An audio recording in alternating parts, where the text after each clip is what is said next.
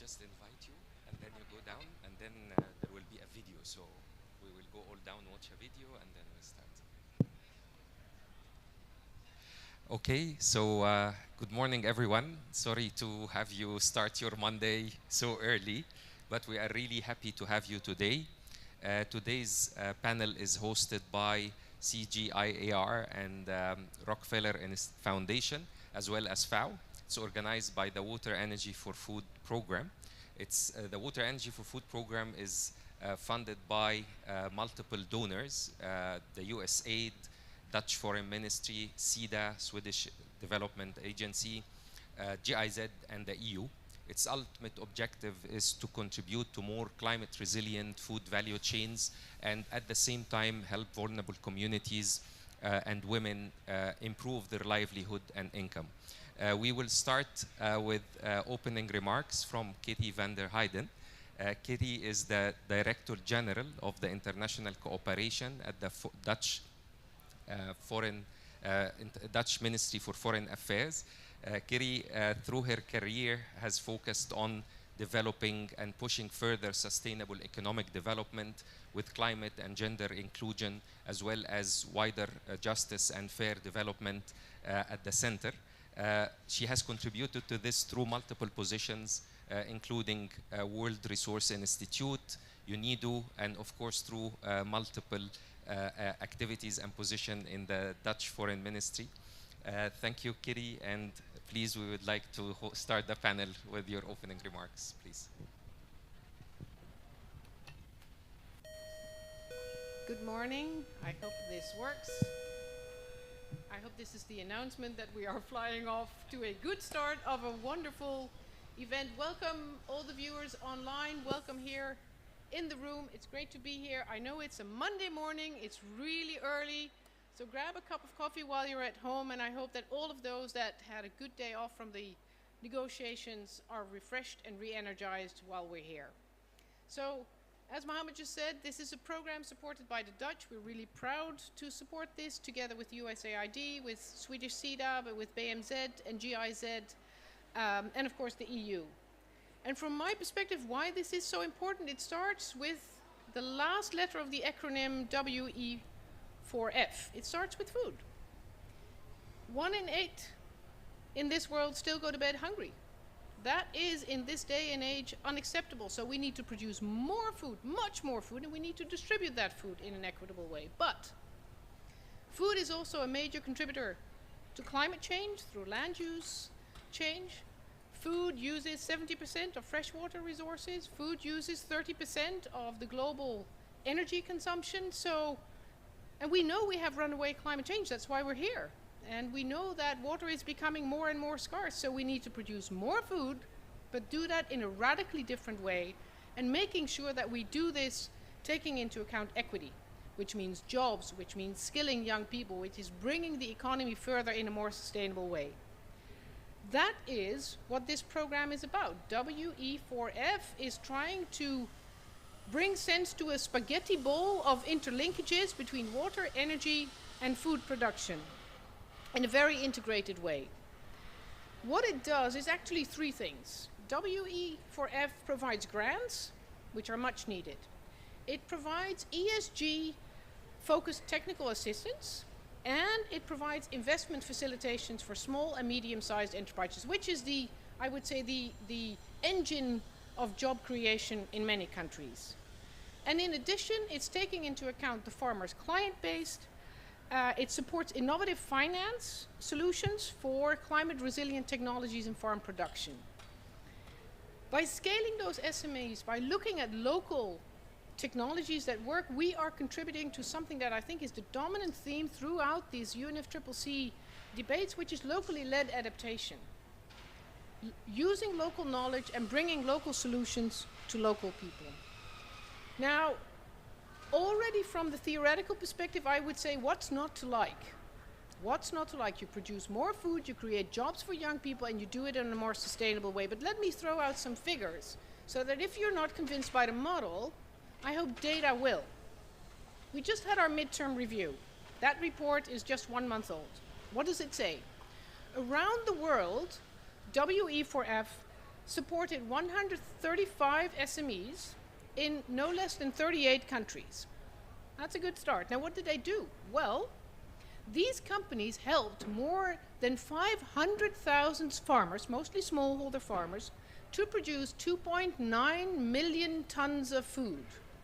So from a quantity perspective, super. But now, let's think of the potential side effects. They could be very bad from a climate, water, energy. But through this program, what happened is that we saved 500 million kilowatt hours of energy, right? And 50 million tons of CO2 emissions.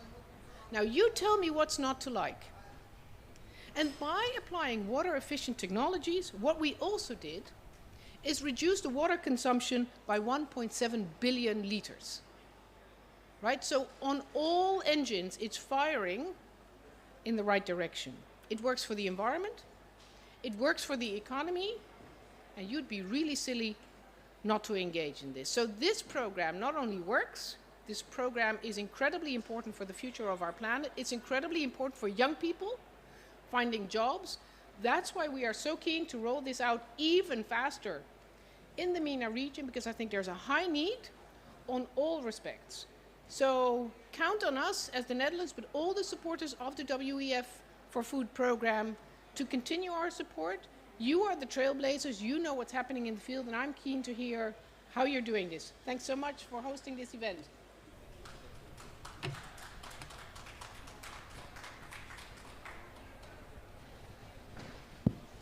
Thank you very much, Kitty. You put it in a very, very nice way. I now I woke up.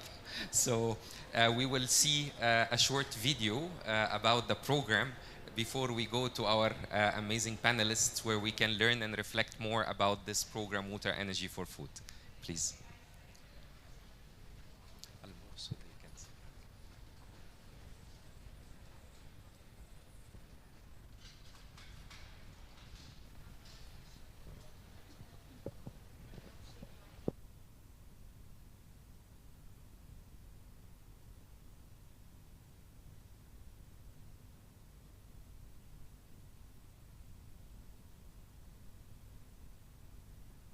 Soil productivity.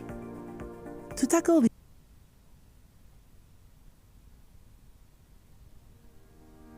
Did you know that food production uses 30% of the global energy supply? That agriculture consumes 70% of the world's freshwater resources? But that's not all. Farmers face many more challenges that negatively affect their food production and livelihoods. Climate change, for example, increases water stress and decreases soil productivity. To tackle these global challenges, the international multi-donor initiative Water and Energy for Food, We for Food, sustainably scales innovative solutions to meet the challenges in the water, energy, food nexus. Promotes climate and environmental resilience and biodiversity through the sustainable, holistic management of natural resources and ecosystems. Increases food production along the value chain through a more sustainable and efficient usage of water and energy. Increases income for base of the pyramid women and men in both rural and urban areas. We for Food operates through regional innovation hubs around the world. The hub's main activities are identifying innovators, providing technical assistance in general business skills, marketing and investment readiness, bringing together innovators, financiers and investors, engaging with policymakers to advocate for improved enabling environments that allow innovations to grow and prosper, and providing trainings to local actors, such as smallholder farmers, development practitioners or research institutions. Through these activities, we can impact nearly 1 million farmers using innovations that save water and energy with every usage, and help them to produce more food, which in turn increases their income. To learn more about Water and Energy for Food, visit our website, follow us on social media, and subscribe to our newsletter.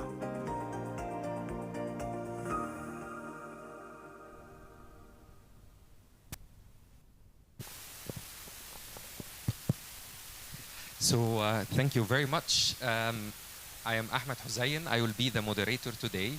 And the idea is that through our amazing panelists, we will be looking to know a little bit more about the how how this great achievements can be put on the ground.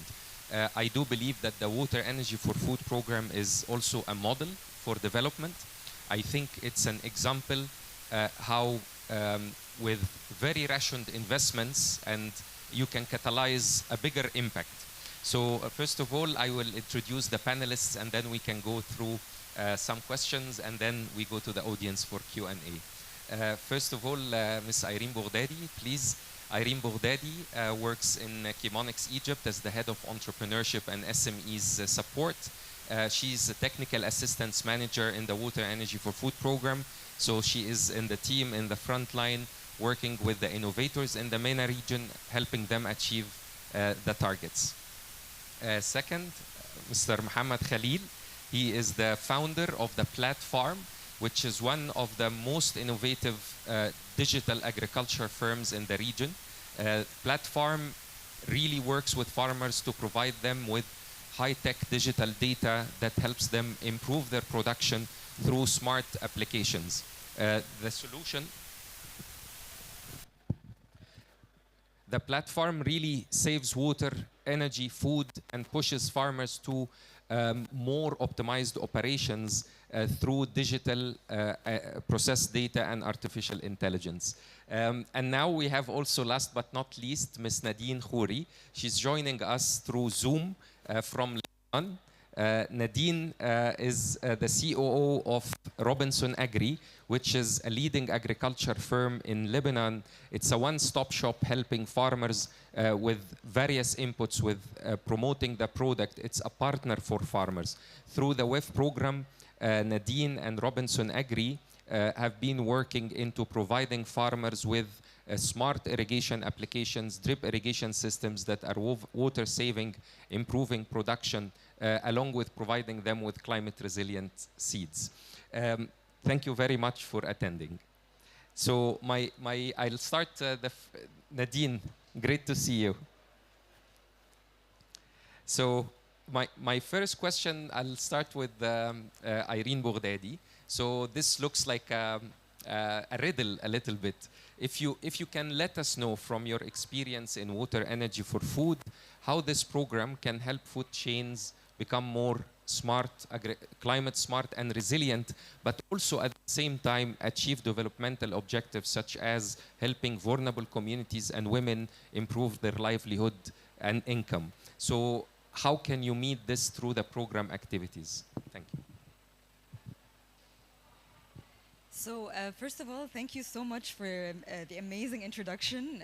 Very heartfelt, very passionate, and explained exactly why SMEs and local innovations have an important role in making agriculture value chains more resilient. So I feel very responsible to represent the portfolio of 135 organizations that we're working with across the globe. I'll try to give you throughout my responses a sneak peek into why these local innovations are really making agri-food value chains very resilient. But I would like to also start by saying that in addition to the video that we saw and the different technologies that we saw, the solutions that are being deployed to make the agri-food value chains more water sustainable, more water efficient, more energy efficient, what's very interesting is that most of these organizations that we're working with, whether they're non-profit or for-profit, are actually deploying solutions beyond just the technological solutions, beyond just the product or service. They're offering alternative inputs serving the very early stages of the value chain. They're offering also things like drought resilient seeds using tissue culture, for example, in a firm called with a firm called Suda Garlic in Sudan. They're offering alternative and sustainable inputs like compost and pest management solutions. They're offering solutions like not just, for example, drip irrigation, but also offering farmers access to extension services, innovative extension services that are not typically available in many of the emerging markets that we're working in. These innovators are also offering access to markets through certification, consultations, technical assistance, capacity building. So in addition to the technologies that they're offering, the water and or efficient technologies that they're offering, They're also offering holistic solutions that are not typically already provided in their markets, like I mentioned. Just to give you a sneak peek into some of the technologies that our portfolio of companies and nonprofits are working on, we have groups of companies working on the input level, on the farm production level, producing, as I mentioned, drought-resilient seeds, for example, or even using indigenous seeds for biodiversity. In the case of, for example, the High Atlas Foundation in Morocco, and also the case of Suda garlic in Sudan, who's using tissue culture to produce seeds. There are companies producing alternative inputs, as I mentioned earlier. There are companies offering energy infrastructure in vulnerable communities and in remote communities that do not have access to a reliable source of energy, like those providing solar pumping solutions and cold storage solutions, for example, in East and West Africa. There's companies and organizations also offering solutions related to food production, more sustainable food production, like helping consumers switch from dairy, traditional cow products to goat-based products, also with a certification and supporting them in going organic, etc. Thank you very much, Irene. Now I go to Mohammed from Platform. I always think like with the digitalization and the internet and the more advanced applications, farmers usually feels left out. They feel this is not something for them. I really would want you to give us an idea about how this AI, sensors, computations, satellite data, and all these things that look so advanced are actually in your business, helping resilience in food value chains, but also making people's life better, and try to convince us that it works. So let's talk first about data collection. For agriculture sector, data collection has been one of the most challenging parts. So usually agribusiness or even small farms, usually they are in remote areas where getting the data is not easy as it is when you are inside the city, for example. So if we consider the advancements that happen in the space industry, so for example, we have a huge number of satellites, around 4,000 satellites. It's called CubeSats, where you can, they put multispectral cameras and sensors to collect data on daily basis. So imagine you have around 4,000 satellites, CubeSat satellites. The cost of each of those satellites are tens of thousands of dollars, and they are able to collect data on daily basis.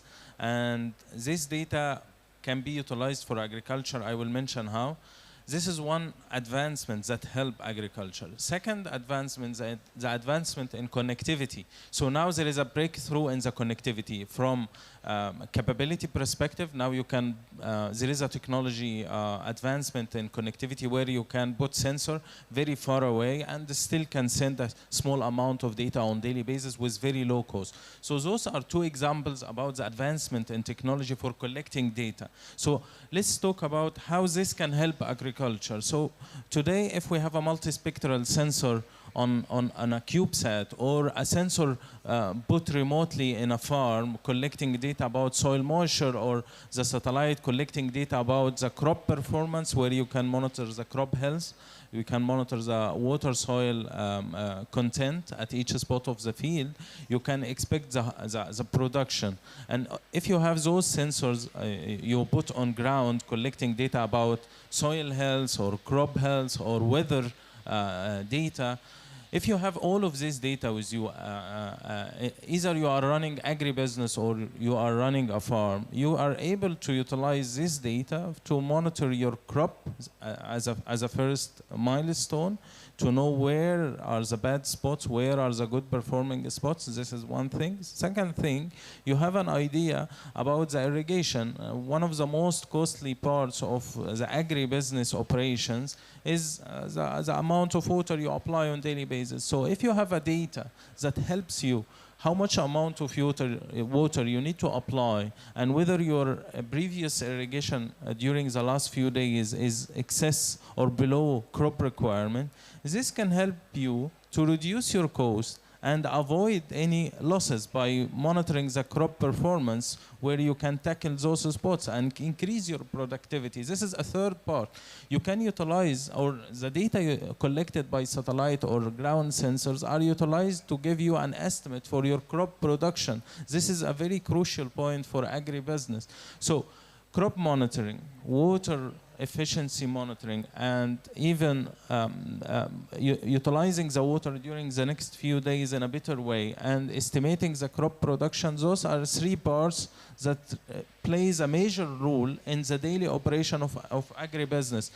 There are other applications where you can use those data collected from ground sensor and satellite, for example, to predict a disease, a specific disease, that your crop is more vulnerable to have this infection during next 48 hours. This is another application. But talking about crop monitoring, water efficiency monitoring, and better utilization for water, and crop production estimation, those are three major players and three major applications on the top of data collected by the advancement of satellite industry, space industry, and connectivity in general, to help the farmer in their daily operations. This is, I think, it's very interesting. As Irene mentioned, the key is innovation. And I think a big challenge, as you mentioned, is to put all this, what sounds to be complex, into an accessible way for the farmer. I think Muhammad makes it sound very easy, but also what I like about this is that there is a sense of accessibility. The solution is provided through subscription. So instead of thinking that access to phones and internet requires a big capital or an investment, and hence there is not equitable access, you have brought all this satellite data to help the farmers. I go now to Nadine. Nadine, we would have loved to have you with us. I have to mention a quick thing before I pass the question to you.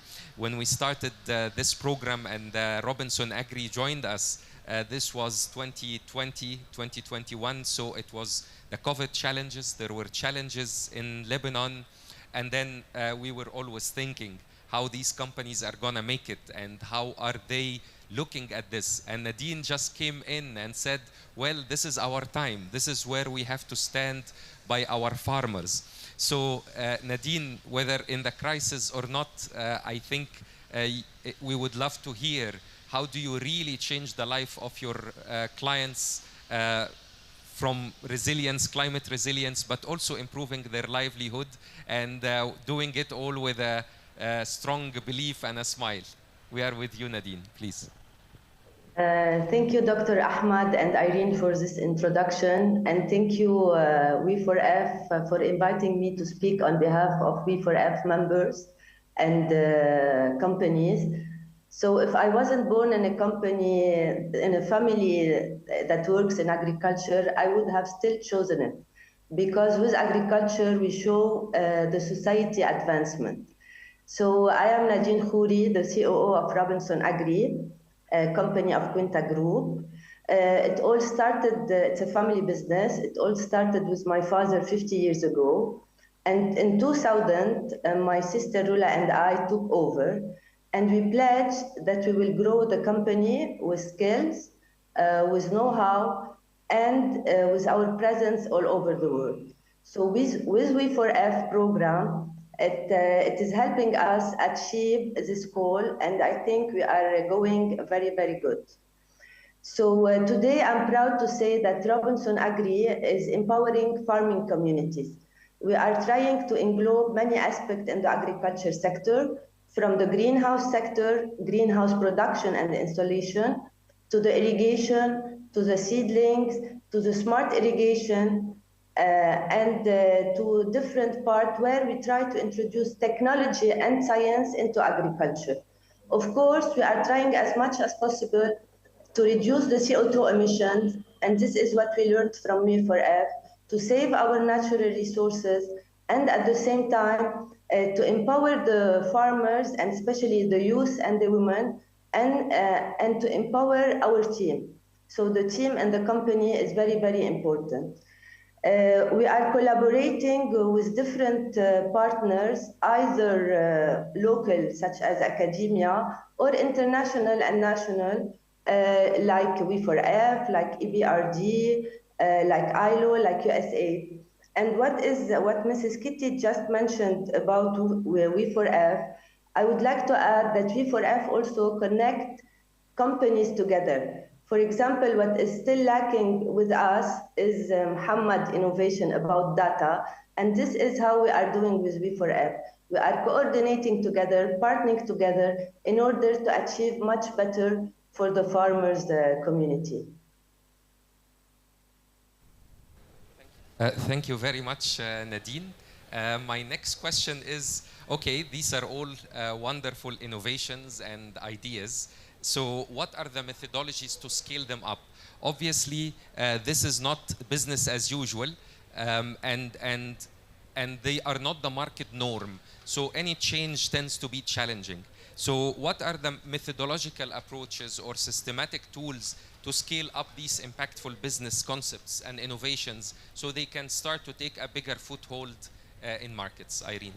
So I'll be speaking to this point from a programmatic perspective for those of us here or who are designing programs to achieve water, energy, food nexus goals.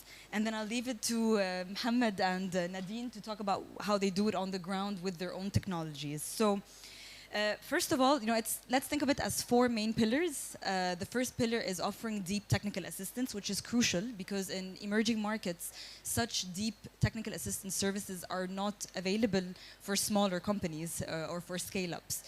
And when I say deep technical assistance, I'm talking about technical assistance packages that are actually tuned to the scale of to the size of the companies, tuned to the stage of development, and also tuned to the sectors in which they're operating in.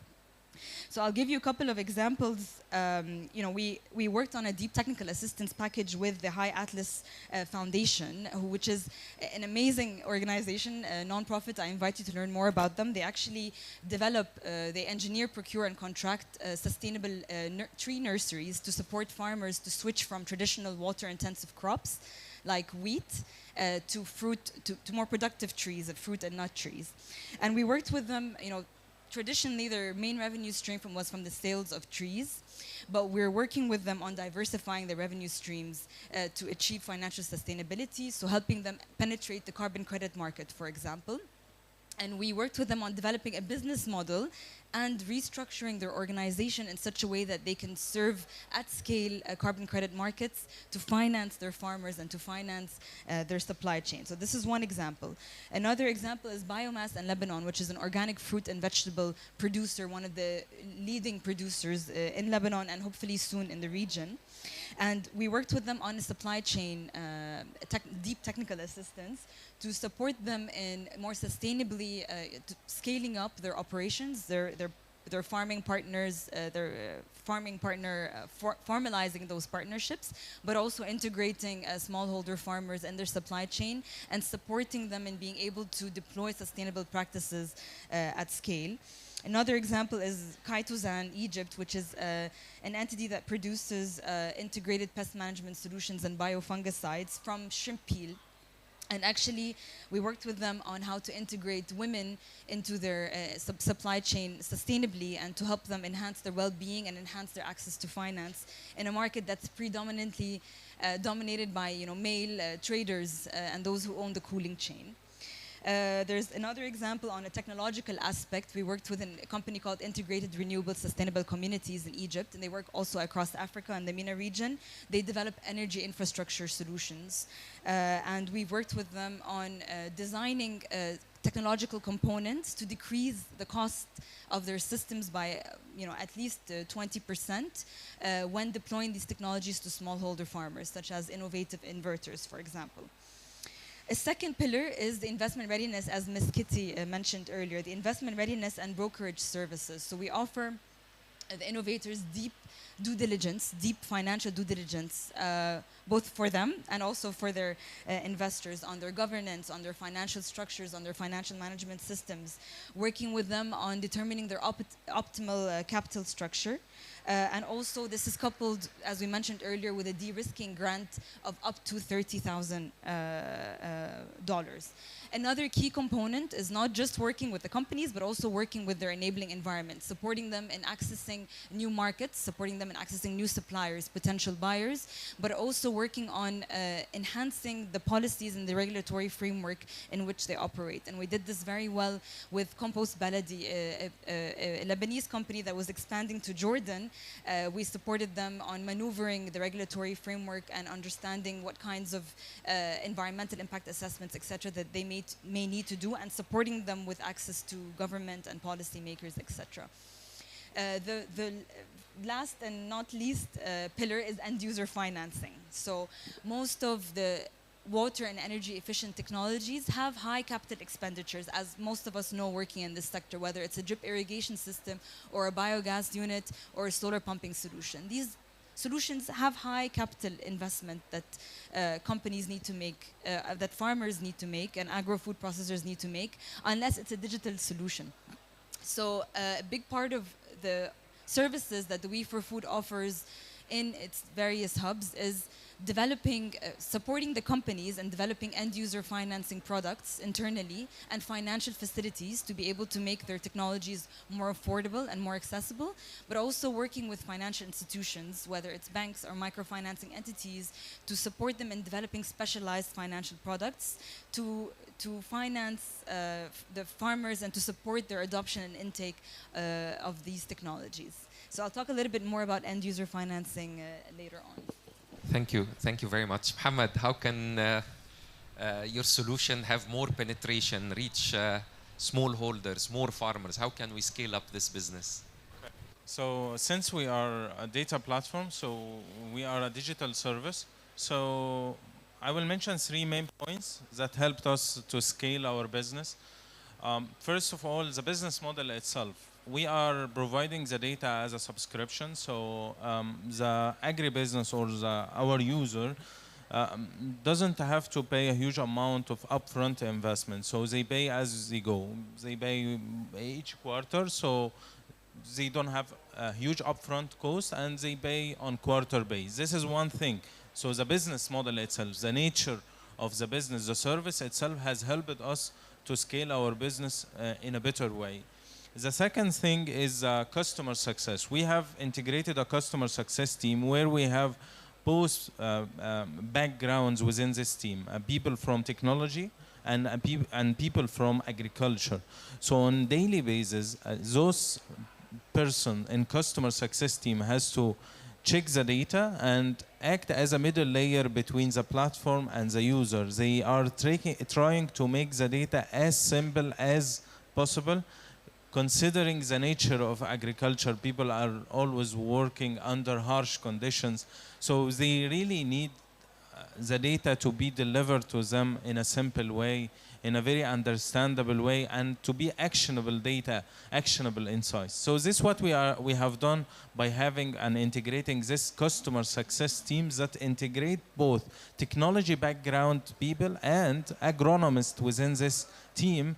And this is not only about people from agriculture and technology. It's also about people speaking the same language as our customer.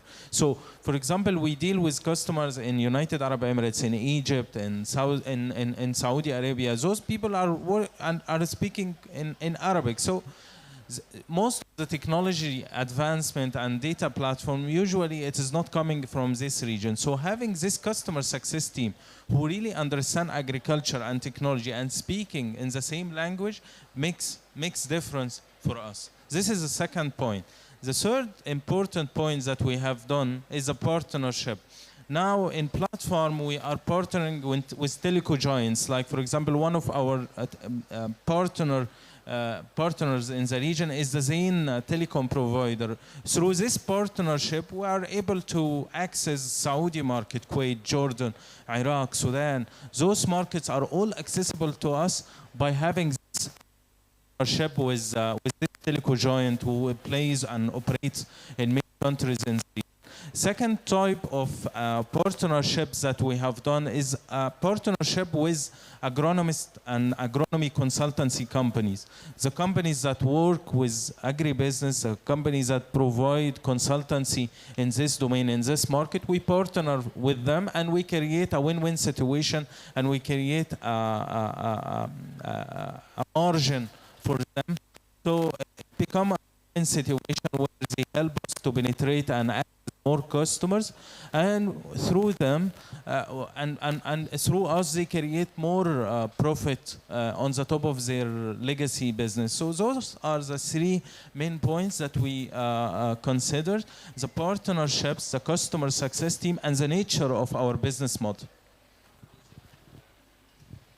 This is really amazing. I think it shows it's like a chemistry formula, and if you get all the pieces right, hopefully you can unlock this potential. Nadine, I already know that you have helped tens of thousands of farmers, but I know your dream to help millions and millions. How do you think you are going to do that? Scaling up is like anything you do in your life. It's like how to reinvent yourself, your team, your company. And of course, we learned that to have a proper governance, to be always innovative and ready to transform. What we did is like what Muhammad did. Also, we worked, Rula, the team, and myself on different pillars. So the first pillar is that we shifted our company from an agri-input supplier to a more holistic approach, farming solutions. Let me throw some numbers. For example, when we started in 2000, we produced 10,000 seedlings for farmers. Now this year we reached 25 million. Or we didn't choose to do training before. Now we are starting to do training, and this year we reach training for different value crops around 10,000 farmers. Also for the irrigation solutions, we are providing a lot to farmers to save water. So we had around 5,000 solutions for irrigation. This is the first pillar. The second pillar is always to add, and this is what we believe, R&D, science and technology to agriculture. But at the same time, you should understand the culture of the farmer, and you should understand the culture of the area where you are providing this science and technology to farmers.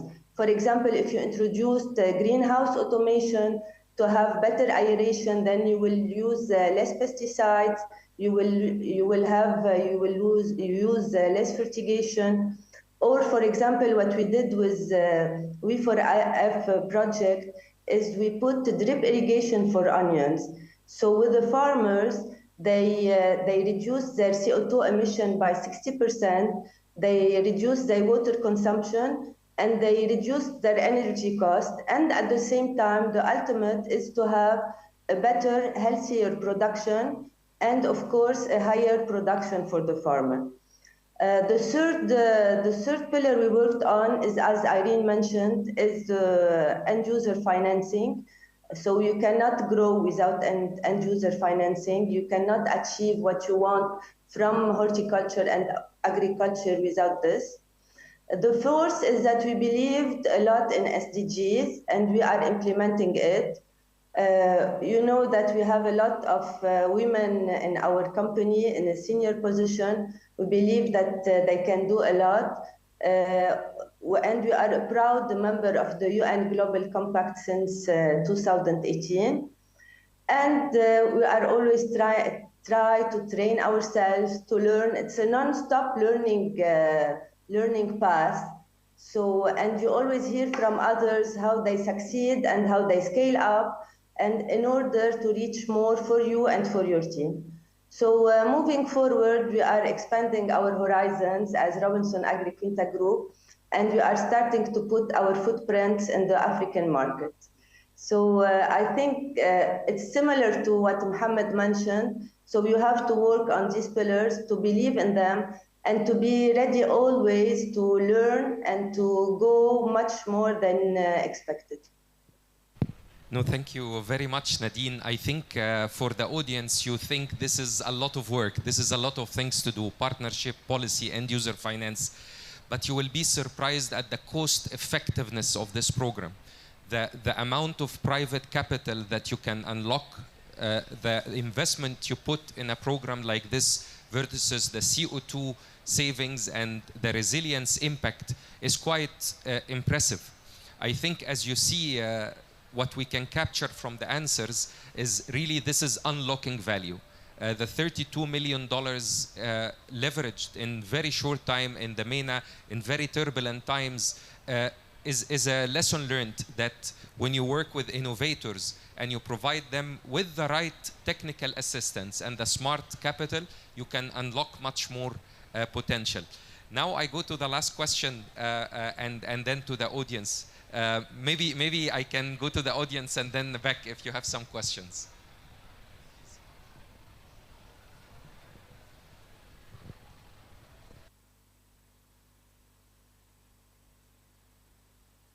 Yeah.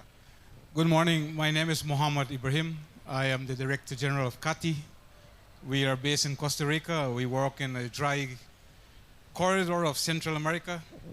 And with the Swiss Development Corporation, we have a project on water harvesting in Nicaragua with more than 3,000 farmers. I think this project has really impacted the change of moving from subsistence farming to more economy of scale farming and articulating to markets. My question to you is about the due diligence. You mentioned that you can have a loan up to, I think, $30,000. How inclusive if the policies you're using to help those small farmers to access the finance who really can't comply with the due diligence? I think, Irene, this is a very critical question. If you can shed us some light on when we work on end user finance, how we look at risk.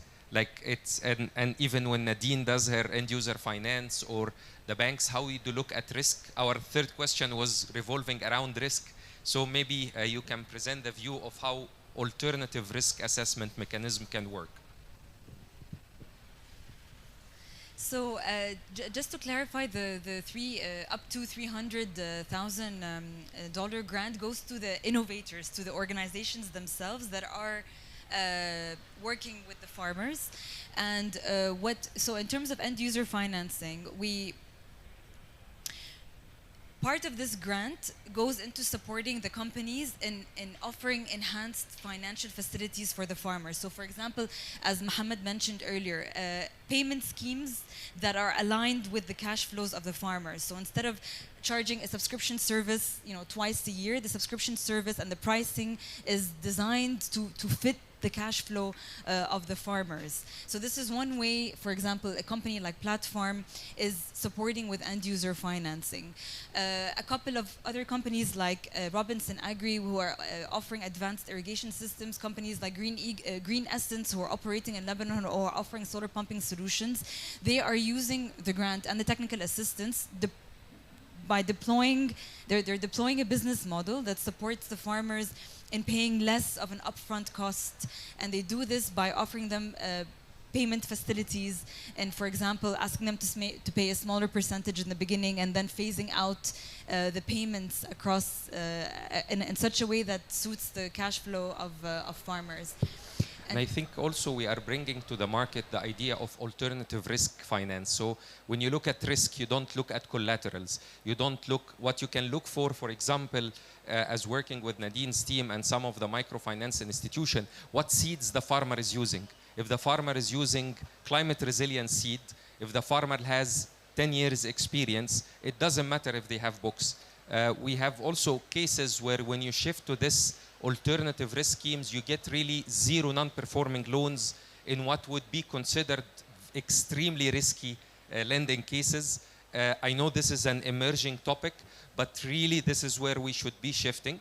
We have evidence on the ground of how effective this alternative risk mechanism that has 20 elements, but none of them is the farmer collateral or bank track record. We're still experimenting, hoping to scale it up. Please.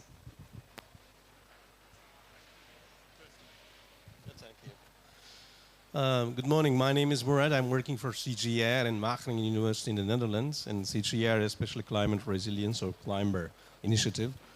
And I'm an innovation and scaling scientist. And currently the work is actually how to create high readiness innovation portfolios. So I have two questions. The first one is to Irene. Is a bit like, you mentioned a lot of innovations. I mean, your work is complex. How do you manage that? How do you ensure that you capture the learning from one field, a package of innovations, and help to scale? Secondly, to Mohammed, like you talk about a lot of very interesting digital innovations and solutions. How about the behavioral data? Do you know any new technologies and solutions about the human element of scaling? I mean, it's excellent agroecology, but how about the human part? Thank you.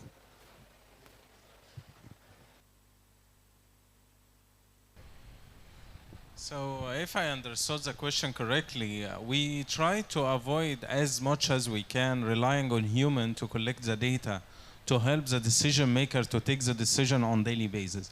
So the sources of data that we use in platform are three sources. One of them is the daily activities that happen inside the farm. So this is one input. Second input is the data coming from ground sensors. Third important element that we rely on it heavily are the satellite imagery, satellite data that we collect on daily basis. By shifting more focus toward the two other parts, the ground sensor and remote and satellite sensors, this makes us avoid this dependency on human. Yeah. It's a major challenge in agriculture, to be frank. From education perspective, from connectivity perspective, connectivity is not always there. From errors perspective, like getting the data on timely basis, this is another perspective. So relying on human for agriculture. And by the way, just to be more fair, those guys are working under harsh condition most of the time. So giving a mobile app to a person who is working in the desert on major project to achieve a certain target with away from family, with low internet connectivity, an outdoor environment, and you are just pushing him to use technology, he has another KPIs to achieve. Okay, so we need to balance. We need to balance between the nature of the business itself and the target. Our target is to provide data to the decision maker to take timely decision, to monitor the crop, to monitor the water, to monitor the production. So we can get this data without a human or with minimum dependency on a human. Thank you very much for the question. I also want to say that we will consider everyone that came at 8:30 here as a friend. So let's consider this as a start of a discussion. I think we are introducing new concepts that we are passionate about, but we realize the gaps and we need everyone's support. So let's consider this the beginning of the dialogue. So Irene, how do you manage all this from nurseries in Morocco to climate resilience, garlic in Sudan? Is it one solution? Is it like one size fits all or tailored? How do you manage all this innovation on behalf of the whole WEF team? Irene is here, but we are talking about a team of different experts: investment readiness, procurement, monitoring and evaluation, gender, different topics of technical assistance, policy. So how can you manage this? So since we're friends, I'll speak very honestly. Yes, it is complex. There's a lot of work that's being done on the ground, and I could talk to you a little bit more about what happens on a day-to-day level with our team. So actually, we have country coordinators. So we have experts in different parts of different countries in which we work in. So we have someone in Morocco, we have a team in Lebanon, we have a team in Egypt. Since we're covering the MENA region, we've placed country coordinators in these different countries where most of the innovators are clustered to be able to serve them very directly when it comes to offering technical assistance, partnership opportunities, enabling environment opportunities, etc. When the innovators first join the program, we work with them on something called an action work plan or a transformation work plan, which is a 3-year work plan. It's very forward-looking, and it's basically focuses on what are the key actions and key KPIs in terms of business aspects. So what are their financial targets, their sales targets, their EBITDA targets, but there's also a lot of focus on their targets in terms of water savings, energy savings, food produced, hectares of land served. So it's a very structured document, and we work with them very closely for more than a month to develop the key actions that they will need to deploy in the next 3 years to be able to realize these targets and to be able to realize this impact. So it really starts with a very structured plan in which they get feedback from our ESG consultants, they get feedback from our technology and technical consultants, from our investment readiness team, our procurement team, etc. So this is how it starts, and then we meet with them very regularly on a monthly basis to make sure, you know, that they are aligned to these targets, but we also identify what are some of the support elements that could be needed to support them in achieving these targets. What's the technical assistance? What are some of the enabling environment interventions, etc. And there are commonalities between these scale-ups. You know, in the stage they're in, there is a common baseline of services that they require, like strategic planning, planning for growth, how to penetrate new markets, how to better integrate women, how to better serve smallholder farmers, and then aspects related to their operations and procurement, etc. But then there are unique aspects to each of these innovators as well that we cater to through our specialized technical assistance packages. So there's a lot of, you know, in a nutshell, there's a lot of follow-up, and there's a lot of constant evaluation of the targets. So twice a year, our team, with the support of an external evaluator, actually assesses how and why these companies are achieving or maybe drifting from these targets. So. Good morning. My name's Robert Miller from the Australian Commonwealth Department of Water. Thank you for most absolutely fascinating discussion. It is absolutely applicable to our small farmers in Australia as it is to everyone here in the region here. So thank you. It's been resonating very, very well. My question is the risk approach to innovation. As financiers, as the farmers, the software developers, innovation inherently is about accepting risk and how you manage the risk, particularly with the proposition which you put forward, moderator, of and unlocking value. At times things won't work.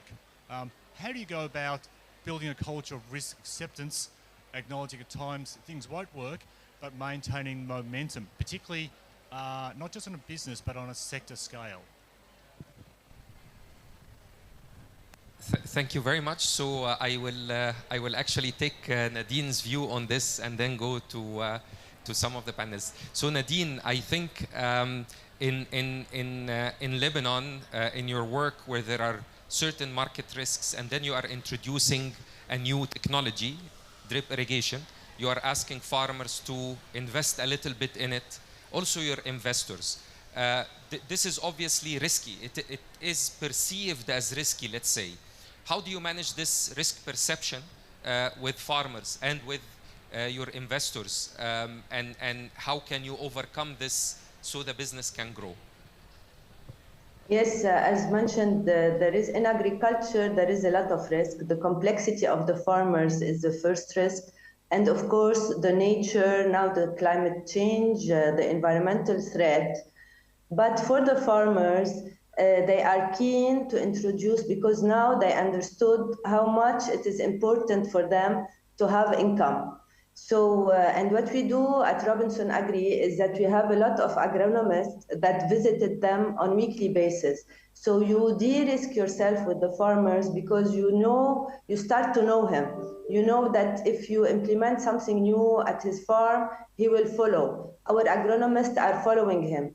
So to decrease the complexity of the farmers and of the nature, we are trying as much as possible to visit them, to know them more often, to introduce these new technology and alternative products to them. For example, hybrid seeds to decrease the disease, so they will have more income.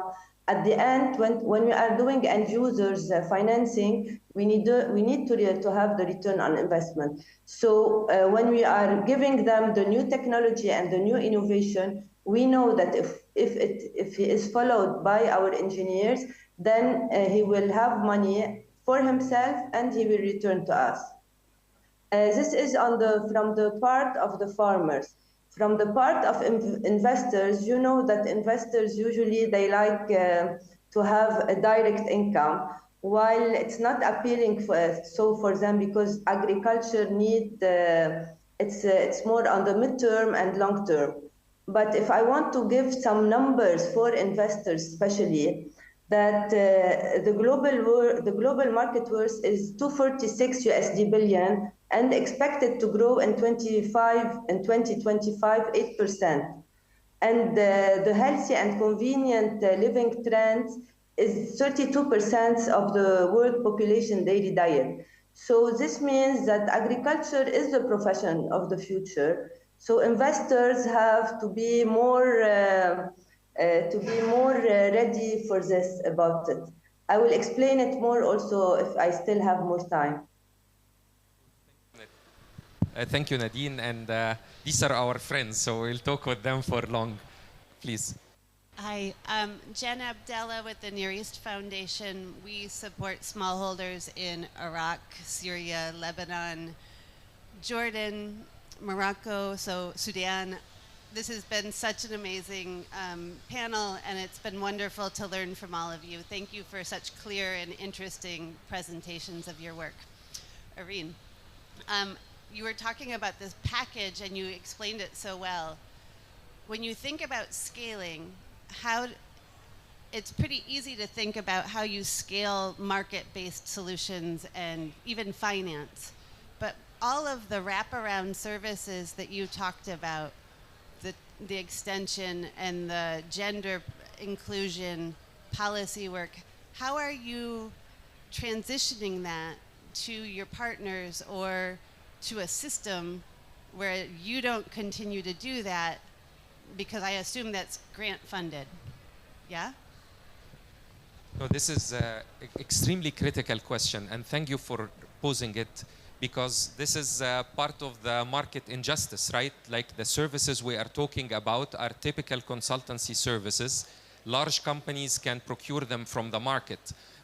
But what do you do with SMEs that they cannot identify or procure this service? I think the absence of a service provision market in the region is one of the biggest gaps that this program is trying to fill.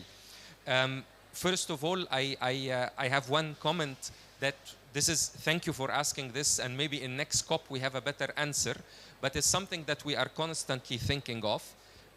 Part of what we do is that we try to rely on existing service providers, not only the teams directly, so you can catalyze this market. The other part is that the service provision, which is coming from a grant, if you think about it, it's a de-risking for the companies to invest in the service provision.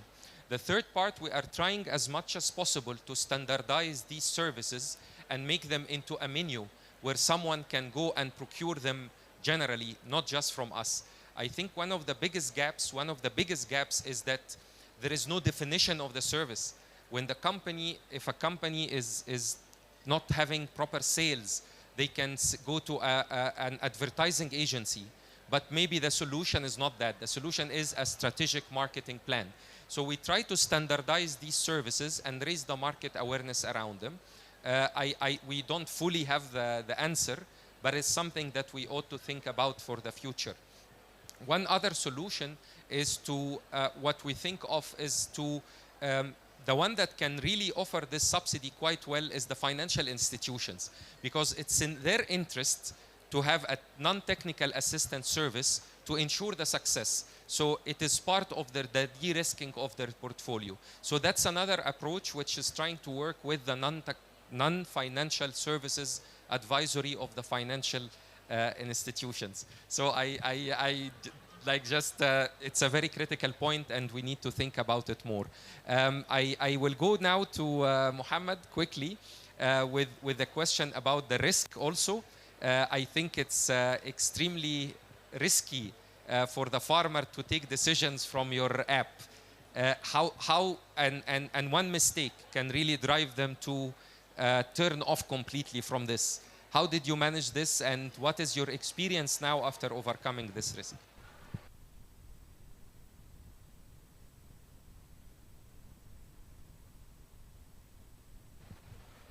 So this is a real question, and this is a real challenge, because the adoption of technology in agriculture is still at early stage. So people to get confidence in this data, still it has to be practiced again and again to get the full confidence. So part of the data is it's easy to convince. Like for example, when we give them a bad performing spot, we are telling them that our platform is identifying this area within this field as a bad performing spot. We just do a visits to them by customer success team. Just to consider or just to highlight, there is one important point. We do focus mainly at this stage at agribusiness. This is one of the de-risking factor. So for example, we cannot go to convince 1,000 distributed farmers with using this technology. So one of the de-risking factor, we focus on agribusiness, people who run big farms, so that we can pay huge attention to them, and we make sure that we educate them after spending some specific effort. So for example, we do visit them, we do train them at beginning, and we do take some use cases, some outcome of our platform, and we do visit. Like for example, we take the agriculture manager and we visit this field and this field and that field where our platform is identifying those spots are bad spots. So we give him the confidence that whenever you see highlights, insights, notification from our platform at 6 o'clock on daily basis, those notifications are accurate. And how we prove them? How we prove that? By doing field visits. This is one thing. Second thing is when we part of our platform data is agriculture. We tell them irrigation. Sorry, we tell them to stop irrigation today. So one of the cases that we faced at early stage is we had a conflict between the irrigation manager and the platform insights. So the idea is the platform was trying to optimize the water consumption to the max. So scientifically, it was trying to push the water to a certain level that it doesn't harm the crop, but it saves water. However, based on the normal practice that the irrigation engineers do, they usually over-irrigate. Why? Because the fact that they rely on the water doesn't harm. So if you put more water, it doesn't harm, but less water harms. So the idea is we try to reach a balance. So we realized after some field visits, like for example, the people who are cropping alfalfa, some of the salary of the engineer itself is a profit based on the production of the alfalfa. So the idea is alfalfa is a crop that heavily consumes water. So the benefit of the irrigation engineer is to irrigate more, but the platform tells him to stop irrigation. So the idea, we reached a middle point where our platform stopped to push him down to a lower level of soil moisture, where we have a win-win situation. We are not forcing him to lose his profit. Psychologically, he fears that if he stops irrigation for many days, for 2-3 days, this will impact his profit, his production, and ultimately his profit. So the idea, we were in a middle stage. Stop irrigation for 1 day and irrigate after tomorrow. Instead of stop irrigation for 2 days, no, stop for 1 day. And we reached this based on field visit, to be frank, and understanding how the business run. We didn't realize that part of his salary is dependent of the alfalfa production. So this is a very real example on the challenges on the ground. Thank you very much. We'd like to thank the panelists and the audience. It's a very nice journey for us, and we wish you can join us. We will be available for discussion. Thank you very much for everyone for attending. Thank you. Thank you.